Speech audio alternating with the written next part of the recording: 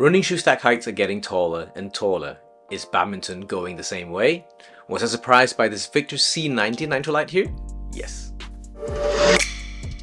So Victor launched this C90 NitroLite as one of its premier flagship cushion-type badminton shoes with thicker and more supportive cushioning built into the shoe. So obviously at first glance you will actually see that the shoe is actually quite bulky, quite big. This also means that this is a big boy and it tends to feel quite tall, especially when badminton is such an explosive start-stop action sport. I do wonder and I do worry, will we actually roll our ankles? Victor also mentioned that they've increased their midsole thickness on the front of the shoe from 5mm to 12mm and from 17 to 23 in the rear. But that actually isn't as big or as tall as some of the more premier high-end running shoes that we actually seen running around. So I believe the higher end running shoes now currently have a stack height of about 40mm, and so 23 is not very tall, but it's actually fairly tall compared to, I guess, other badminton shoes. It certainly also looks bigger on the photos as well. I think in person it doesn't look as big, but still the shoe still looks a bit bulky. I guess it's from the design here.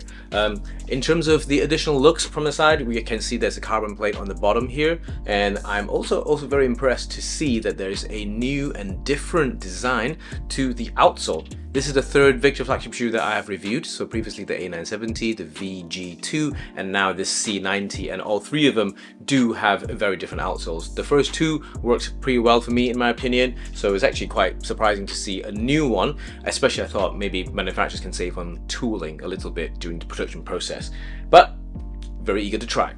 So in terms of looks, obviously this is not my personal favorite. I do like purple, but I think that might be too much purple on the shoe going on. I do like this translucent, very shiny bits here that looks like maybe slightly like a sequin dress or something like that. So I do like that here. It looks like this shoe will be super durable. Victor shoes so far have been pretty good in terms of durability from my own testing. The shoe doesn't weigh as heavy as you think it is. So this pair only comes in at 707 grams in comparison, which is the lightest flagship Victor badminton shoes that I've tested so far. The A970 for me was 732 grams, whereas the VG2 with the removable midsole was 797, close to 800 grams. So personally, looks can be deceiving. It's not the lightest, but it's not the heaviest. This C90 NitroLite here also carries the same heel tab as the A970, and it also has the same issues where the colors transfer onto the socks when I was playing with it. So at the time of recording, I've had more than 12 hours of playing time with this shoe, but the tab, if you're worried about it, don't worry about it. It's ultra comfy. You don't actually feel it whilst you're on court. It just transfers onto your socks. So have black socks if you want to. The insoles, 2 seconds. Insoles, I like them. They are similar insoles to the A970 in my opinion, and I do like Victor insoles because they're actually quite plushy and they feel really nice. I like that there's a grippy top at the front, and then on the bottom is also quite sticky, which is actually good. It keeps your insole stuck on top of the strobel of the shoe perfectly fine. I'm always happy to see brands doing new things and pushing the envelope, especially in terms of their designs and how they actually manufacture their products. What may work for you for this design might not suit you very well in another design, so it's always good to see different designs going forward. Remember to always also take care and protect your precious badminton racket frames with the premium racket protection tape from ckyw.com/shop, and also check out the super limited edition signed prints too. We have some new recent editions, and when they run out, they are gone. The protection tapes and the signed prints do come with free delivery worldwide, so do check them out.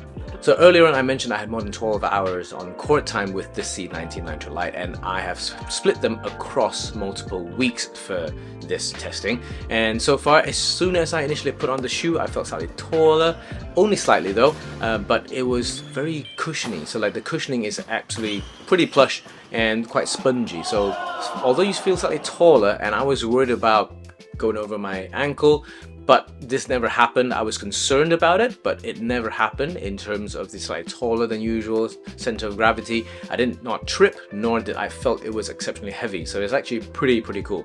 I actually really like the shoe a lot. I felt that Victor shoes, traditionally they look a bit bulkier, they look a bit bigger, so far from the A970, the VG2, as well as the C90 NitroLite, but they all feel very well made, very premium materials, especially around how you feel from that process.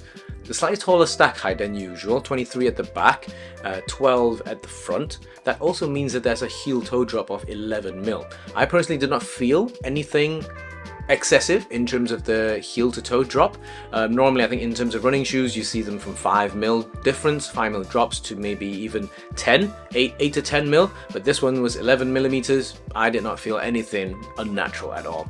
I've also been wearing them on very warm days recently, as we're now in the summer in Europe, and the sponginess feel absolutely perfectly fine. There was a lot of sweat going through my feet, and so yeah, the extra cushioning, I guess, or extra material around the shoe certainly soaks up the shoe really well. Ventilation felt okay. Absolutely no issues. Felt very grippy on a warm day as well, because oftentimes when days are extremely warm and extremely humid, there's always a layer of condensation that's potentially on some of these rubber mats that we have, which will then turn very slippery. But so far the outsoles were very impressive in my opinion. Never had any issues so far. Felt very grippy. I also felt that again from the cushioning there's a lot of bounce back, which is plush. Sometimes you don't really like very soft cushioning. This one doesn't feel like it's soft. It doesn't feel like it will collapse anytime. There's a lot of bounce back, so it's not firm.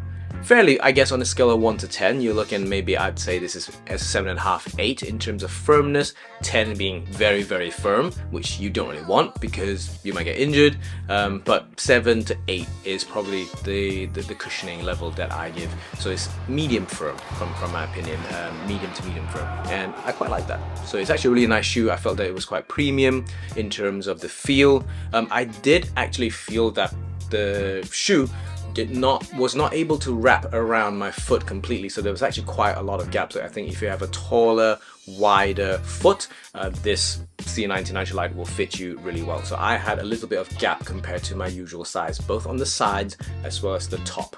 So there was a lot of movement, and so on one of my training days, which was a bit more intense, the movement caused me to have a little bit of a my toes to be a bit more raw than usual, but absolutely perfectly fine other than that. Okay, let me know if you have any questions. This is a slightly different concept for a video. Let me know if you prefer something like this, more natural, more neutral up front, or if not, do you prefer the more super ultra detailed version? Let me know, and I'll see you in the next one.